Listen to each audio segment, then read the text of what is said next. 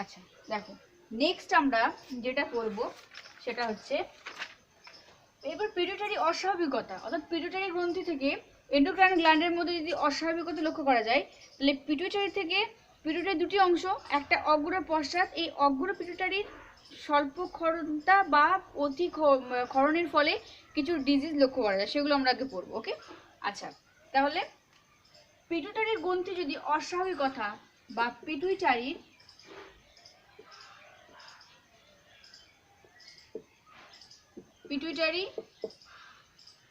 গ্রন্থির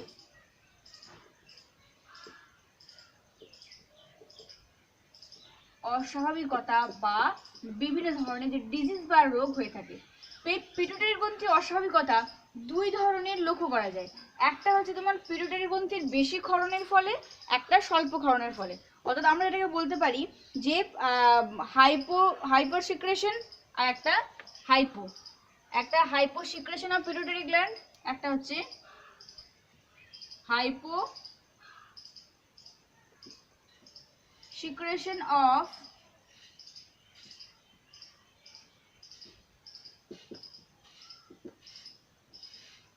pituitary gland. দেখো, যেটাকে বলা হচ্ছে পিটুইটারি গ্রন্থি, পিটুইটারি গ্রন্থির স্বল্প ক্ষরণ, আর দুই হচ্ছে হাইপার মানে নিচে, বেশি, সরি হাইপার মানে বেশি, আর হাইপারের নিচে হয় হাইপো মানে কম। Hyper secretion of pituitary gland, অর্থাৎ পিটুইটারি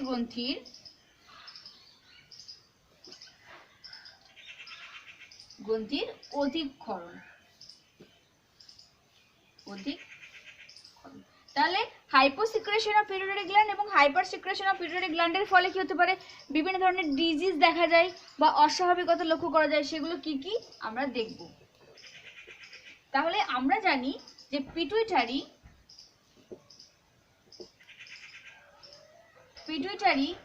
গ্ল্যান্ড দুটি অংশ নিয়ে গঠিত, একটা অ্যান্টেরিয়র পিটুইটারি, একটা পোস্টেরিয়র পিটুইটারি, অর্থাৎ একটা অগ্রখণ্ড একটা পশ্চাৎ খণ্ড, তাই না? তাহলে যখন দেখো, স্বল্প ক্ষরণ মানে হচ্ছে তোমার পিটুইটারির অগ্রখণ্ড থেকে যদি হরমোন অল্প পরিমাণে ক্ষরিত হয়, তার ফলে কি কি ডিজিজ হয়ে থাকে। আবার যদি বলি যে পশ্চাৎ পিটুইটারি খণ্ডে বা পোস্টেরিয়র পিটুইটারি যে লোব, সেখান থেকে কম ক্ষরণের ফলে ডিজিজ লক্ষ্য করা যায়। পিটুইটারির অগ্রখণ্ডের অধিক সিক্রেশনের ফলে বিভিন্ন ধরনের অস্বাভাবিকতা যেমন লক্ষ্য করা যাবে, ঠিক সেরকম পিটুইটারির পশ্চাৎখণ্ডের মানে অধিকক্ষরণের ফলে, হরমোনের অধিকক্ষরণের ফলেও কিন্তু অস্বাভাবিকতা লক্ষ্য করা যায়। তাহলে ফার্স্ট আমরা পড়ব যে অগ্র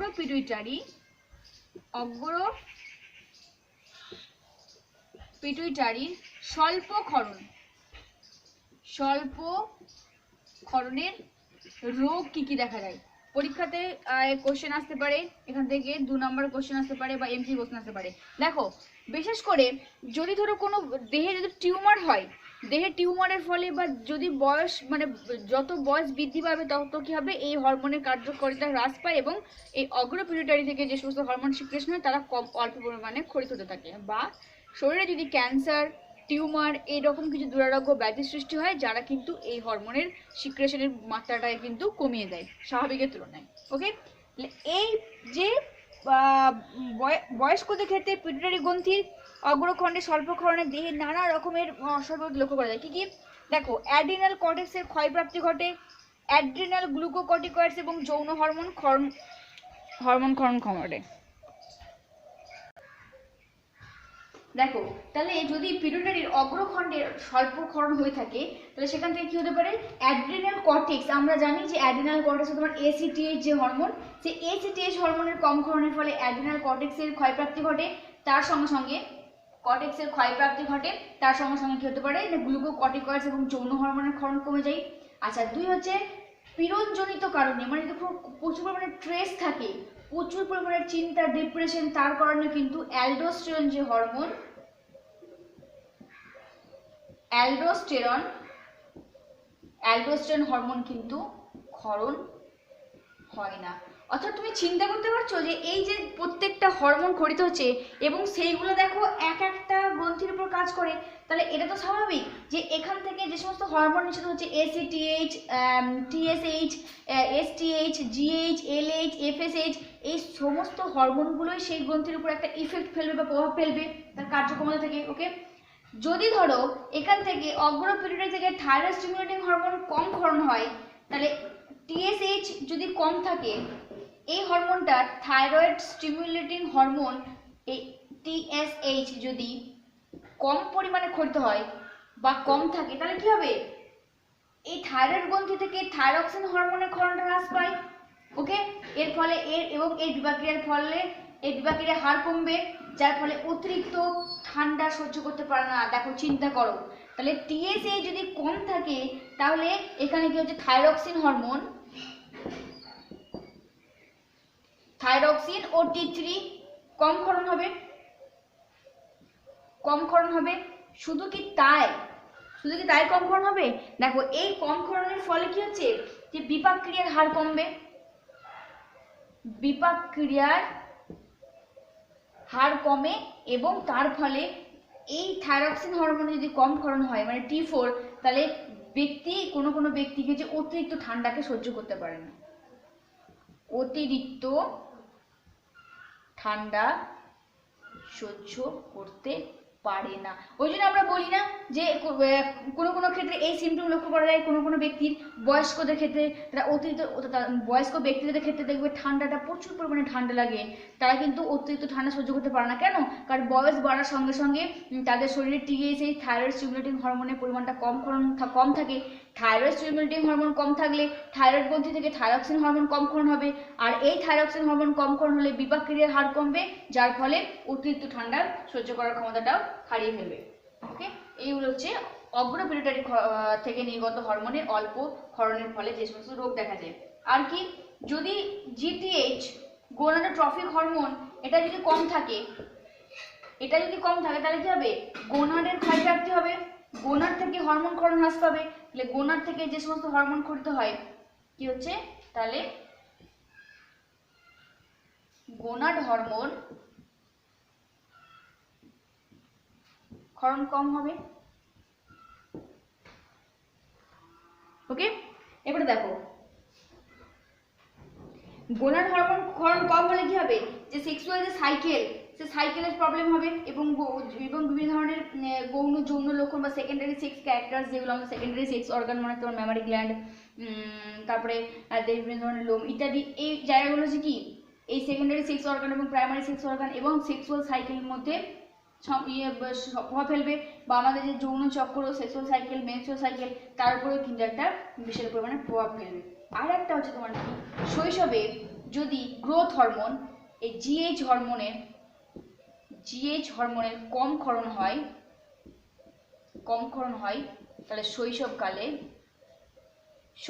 এটা খুব ইম্পর্টেন্ট একটা পয়েন্ট।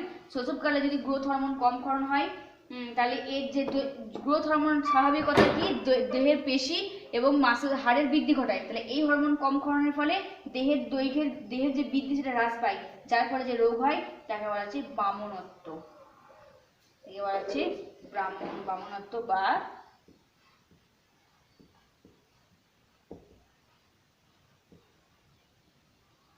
ডোয়ার্ফিজম রোগ লক্ষ্য করা যায়। দেখো তাহলে এটা খুব ইম্পর্টেন্ট কোশ্চেন, যে বামনত্ব হচ্ছে তোমার বামনত্ব রোগের কারণ হচ্ছে কি না, অগ্রপিটুইটারি থেকে নির্গত গ্রোথ হরমোন বা অগ্রপিটুইটারি স্বল্প ক্ষরণের ফলে এবং অগ্রপিটুইটারি থেকে নির্গত গ্রোথ হরমোনের কম ক্ষরণের ফলে বামনত্ব বা ডাউন সিনড্রোম রোগ লক্ষ্য করা যায়। ওকে, এটা করবে। দেখো ডাউন সিনড্রোম বা বামনত্ব রোগটা কি,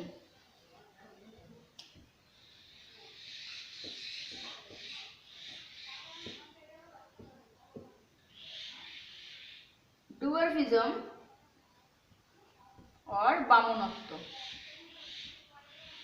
দেখো এটা হচ্ছে কি না, পিটুইটারি অগ্রখণ্ডে যে STH সোমাটোট্রফিক হরমোন, এই হরমোনের কম ক্ষরণের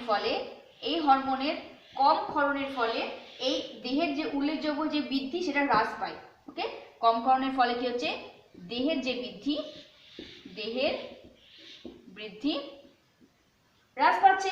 সাধারণভাবে সঠিক বয়স অনুপাতে হলেও বৃদ্ধির হার কিন্তু 10 বছরের একটা শিশুর দৈহিক বৃদ্ধির হার যেভাবে থাকে একটা 20 বছরের তার থেকে থাকে না। অর্থাৎ মোটামুটি অল্প বয়সে শিশুর বৃদ্ধির হারটা খুব বেশি হয় যখন বয়স কম থাকে, আর সেই শৈশবের সময় যদি বৃদ্ধি হরমোনের এর অল্পতা দেখা যায় বা হ্রাস দেখা যায়, তাহলে কিন্তু এই ধরনের যে অস্বাভাবিকতা লক্ষ্য করা যায়, হ্রাসজনিত বৃদ্ধি হ্রাসজনিত অবস্থাকে বলা হচ্ছে বামনত্ব। ওকে, মনে থাকে যেন।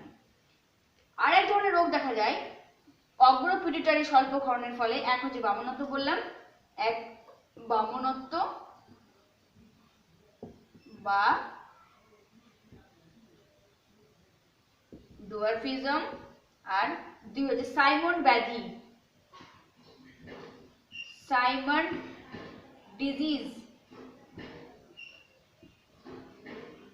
বাংলায় বলা হচ্ছে সাইমন ব্যাধি। পরীক্ষাতে এটা আসে, ইম্পর্টেন্ট কোশ্চেন ভিভিআই। ওকে, সাইমন ব্যাধি কি ধরনের ডিজিজ বা কারণটা কি? একই জিনিস, যে অগ্র পিটুইটারি হরমোনের স্বল্প ক্ষরণের জন্য এই ধরনের রোগ হয়ে থাকে। অর্থাৎ অগ্র পিটুইটারি অবক্ষয়ের কারণে এই ধরনের রোগ দেখা যায়। পিটুইটারির এই অগ্র অংশের সক্রিয়তা যখন নষ্ট হওয়ার ফলে অ্যাড্রিনাল কর্টেক্স এবং থাইরয়েড ও যৌনগ্রন্থি ইত্যাদি ক্রিয়া অবদমিত থাকে। কি কি? যখন অগ্র পিটুইটারির হরমোনটা কম ক্ষরণ হয় তখন অ্যাড্রিনালিন বা অ্যাড্রিনাল যে কর্টেক্স, অ্যাড্রিনাল কর্টেক্স, থাইরয়েড, এইগুলোর যে কাজ, সেই গ্রন্থির কাজগুলো অবদমিত থাকে। এবং এই গ্রন্থির কাজ অবদমিত থাকলে কি কি রোগ লক্ষণ দেখা যায় সাইমন ব্যাধিতে?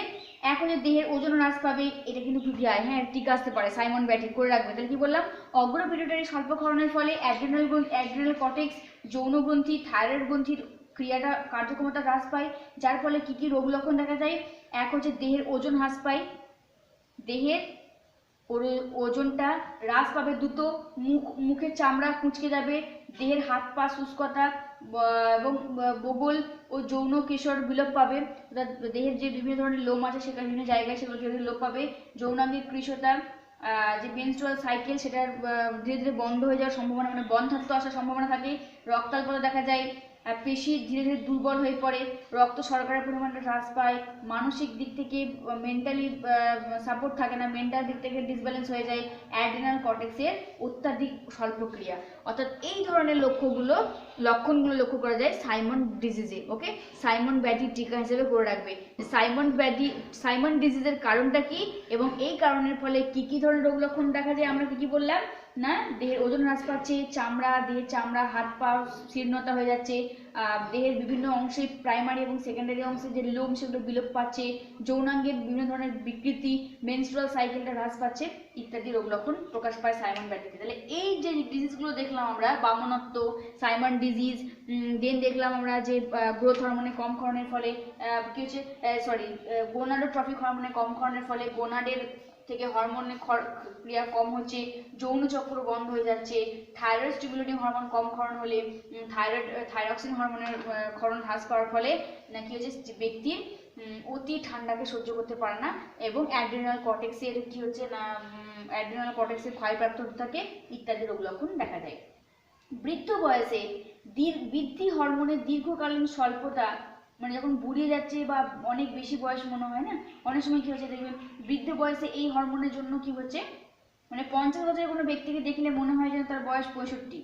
অর্থাৎ অল্প বয়সে বা কম বয়সে এই হরমোন বেশি ক্ষরণ হওয়ার ফলে কি হচ্ছে, বা তার বয়সের তুলনায় এই হরমোন কম ক্ষরণের ফলে তাকে বয়সটা বেশি মনে হয়, এই বয়সে অধিক বয়সের ছাপ লক্ষ্য করা যায়। ওকে, তাহলে বৃদ্ধ বয়সে বৃদ্ধি হরমোনের দীর্ঘকালীন স্বল্পতা, দীর্ঘদিন ধরে অল্প মাত্রায় ক্ষরণের জন্য বৃদ্ধ বয়সে যখন ক্ষরণ অল্প হয়ে থাকে দীর্ঘদিন, তখন 50 বছরের ব্যক্তিকে দেখলে মনে হয় যেন 65 বছর বয়স। ওকে, অর্থাৎ তখন কলাতে কম প্রোটিন, স্নেহ পদার্থ কম জমা হয়ে যায়, যে কারণের জন্য দেহের চামড়া কুঁচকে যায়, দেহের অঙ্গের কর্মক্ষমতা হ্রাস পায়, পেশির পরিমাণ এবং ক্ষমতা কমে যায় ইত্যাদি লক্ষ্য করা যায়।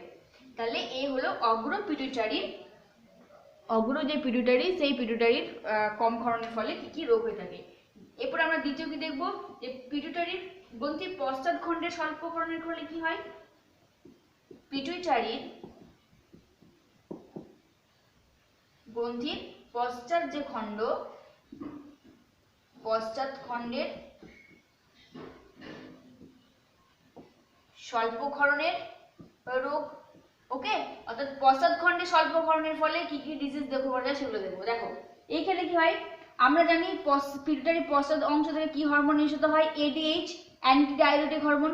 আর ভালো করে জানো যে এই এডিএইচ এর যদি কম ক্ষরণ হয় তাহলে কি হবে, বৃক্কের পুনঃশোষণ হ্রাস পাবে, ফলে পুনঃশোষণ, জলের পুনঃশোষণ হ্রাস পেলে এই প্রচুর পরিমাণে মূত্র ইউরিন ইউরিন বাড়বে, আর প্রচুর পরিমাণে ইউরিন তৈরি হলে, সেই ইউরিন নির্গত হলে, বারবার নির্গত হলে সেটা বহুমূত্র রোগে পরিণত হয়।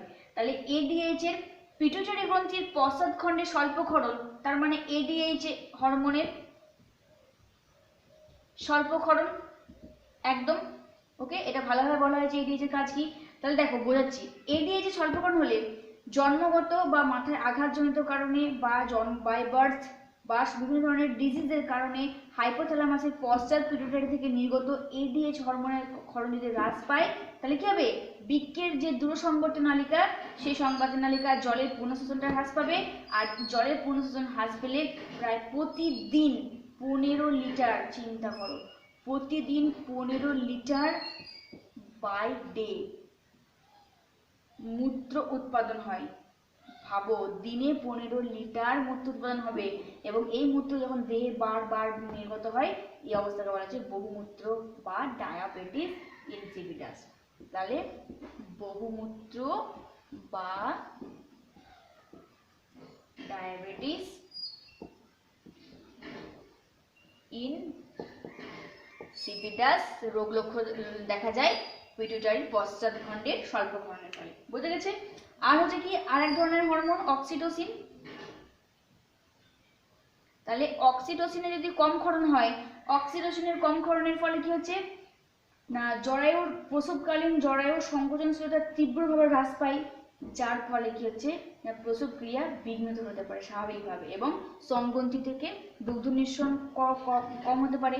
তাহলে এটা হতে পারে কি, দুগ্ধ ক্ষরণ কম হয়, আর দুই হচ্ছে স্বাভাবিক যে প্রসব, স্বাভাবিক প্রসব বিঘ্ন হয়। ওকে, তোমরা কাজ করতে পারো, অগ্র পিটুইটারির যে স্বল্পক্ষরণ সেখানে এক এক করে পয়েন্টিং করে লিখতে পারো যে গ্রোথ হরমোনের কম ক্ষরণের ফলে কি হচ্ছে, সোমাটোট্রপিক হরমোনের কম ক্ষরণের ফলে কি হচ্ছে, ওটা একই।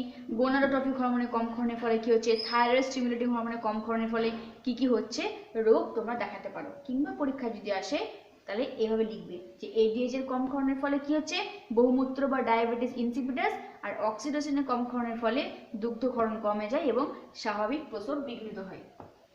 নেক্সট হচ্ছে পিটুইটারির, এরপর আমরা দেখব যে পিটুইটারির অধিক ক্ষরণের ফলে কি কি রোগ হয়ে থাকে।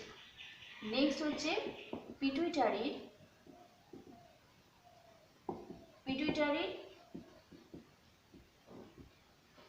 অগ্রখণ্ডের অধিক ক্ষরণের ফলে, অধিক ক্ষরণের ফলে। তাহলে পিটুইটারি গ্রন্থির অগ্রখণ্ডের অধিক ক্ষরণ, যদি এখান থেকে হরমোন অধিক পরিমাণে ক্ষরিত হয় তাহলে এখানে কি কি রোগ দেখা যেতে পারে। দেখো, যদি পিটুইটারি খণ্ডের হরমোন যেগুলো সোমাটোট্রপিক হরমোন, তারপর তোমার luteinizing hormone, follicle stimulating hormone, ACDH, এইগুলো যদি নির্দিষ্ট বয়সের তুলনায় এবং নির্দিষ্ট পরিমাণের তুলনায় যদি বেশি পরিমাণে ক্ষরণ হয় তাহলে ওখানকার থাকা কোষগুলো সক্রিয়তা বেড়ে যায়, ফলে অতিরিক্ত বৃদ্ধি হরমোন ক্ষরিত হয়, ফলে গ্রোথ হরমোনের অতিরিক্ত ক্ষরণে কি হবে, বৃদ্ধি প্রচুর পরিমাণে ঘটবে।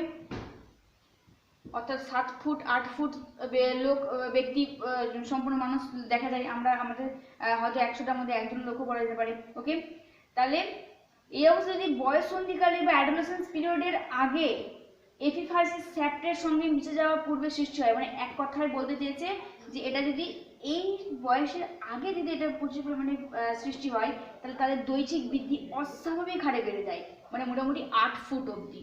দেখেছো, 8 ফুট লোক প্রচুর লম্বা, বৃদ্ধিটা প্রচুর পরিমাণে ঘটবে, অর্থাৎ অস্বাভাবিক বৃদ্ধি, যাকে কি বলা হচ্ছে অতিকায়ত্ব।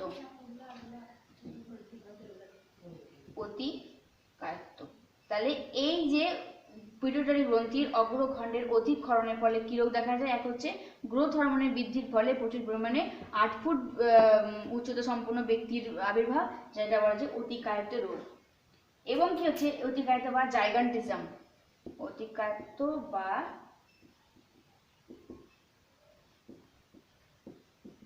জাইগান্টিজম লক্ষ্য করা যায়।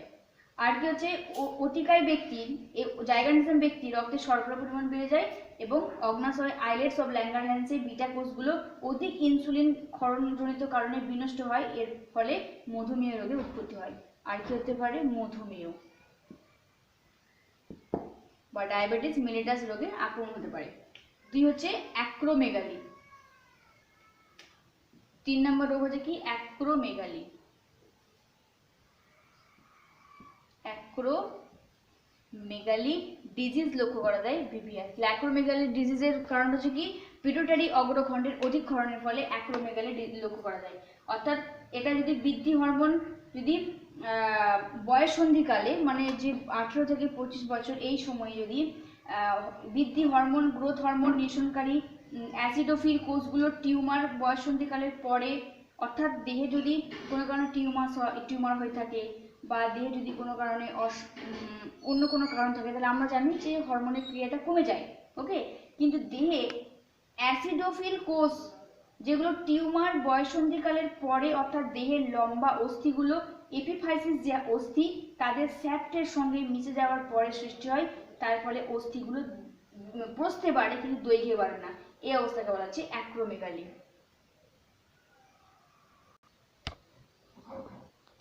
দেখো নেক্সট হচ্ছে অ্যাক্রোমেগালি, খুব ইম্পর্টেন্ট। অ্যাক্রোমেগালি হচ্ছে অগ্রখণ্ডের পিটুইটারি অগ্রখণ্ডের হরমোন যদি বৃদ্ধি পায়, অধিকরণ হয়, তাহলে সেই অগ্রখণ্ডের বৃদ্ধি মানে হরমোন নিঃসরণকারী অ্যাসিডোফিল কোষ থাকে। সেই কোষগুলো হচ্ছে তোমার কি? দেহের যে সব থেকে বড় অস্থি, যার নাম এপিফাইসিস। তাহলে অ্যানিমেলসের দেহে সব থেকে বড় অস্থির নাম কি? সব থেকে দীর্ঘ অস্থি এপিফাইসিস। সেই এপিফাইসিস তাদের স্যাপ্টের সঙ্গে, স্যাপ্ট মানে যে খাদ, এপিফাইসিস যে লম্বা দীর্ঘ হাড়, তাদের খাদের সঙ্গে এই হরমোনটা বেশি পরিমাণে মিশে থাকে। এবং এই যে বৃদ্ধি হরমোন গ্রোথ হরমোন যখন এই যে এপিফাইসিসের খাদ যে গর্ত তার সঙ্গে যখন মিশে থাকে, যার ফলে অস্থিগুলো প্রস্থটা বাড়ে কিন্তু দৈর্ঘ্যে বাড়ে না। এই ধরনের এই অবস্থাকে বলা হচ্ছে অ্যাক্রোমেগালি। ওকে, অ্যাক্রোমেগালির রোগ লক্ষণগুলো কি পড়বে? অ্যাক্রোমেগালির রোগ লক্ষণগুলো এবং অ্যাক্রোমেগালির টিকা, সাইমন ডিজিজ কি টিকা, এগুলো করে রাখবে। এদের রোগ লক্ষণ,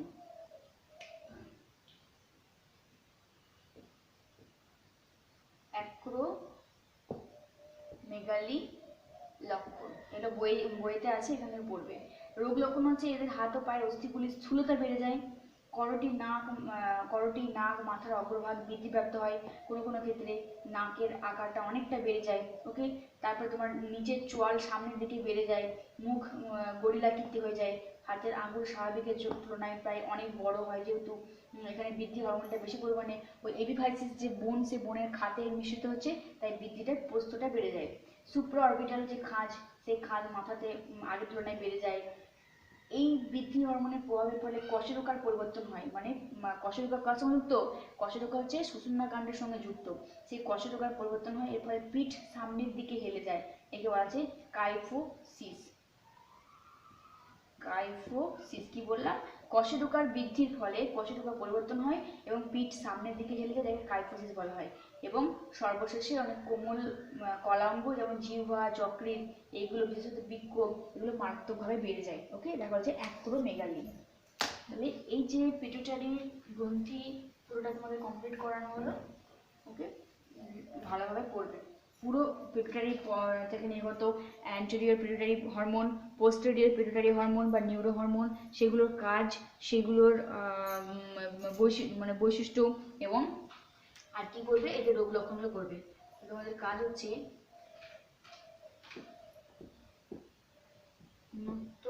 বা ডোয়ার্ফিজম রোগের কারণ লেখো, এটা 1 মার্কসের। ওকে, নেক্সট হচ্ছে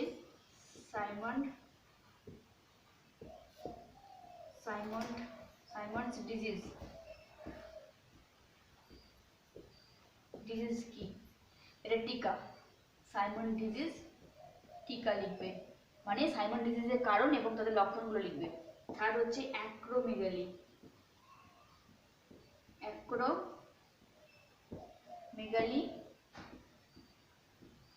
রোগের কারণ ও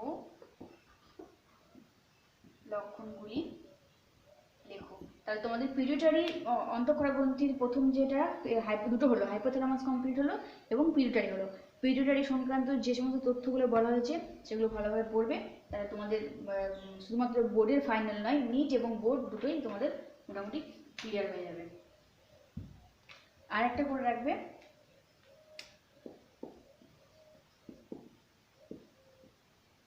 টপিক হরমোন ও লোকাল হরমোনের মধ্যে পার্থক্য লেখো, এটা করে রাখবে। আর এমনি ছোটো ছোটো পুরো খুঁটিয়ে পড়বে, যা পড়ানো হয়েছে পুরো বইটা খুঁটিয়ে পড়বে, তার সঙ্গে আমার ক্লাসগুলো মন দিয়ে করবে, তাহলে তোমাদের নিটের প্রিপারেশনটা হয়ে যাবে এখান থেকে।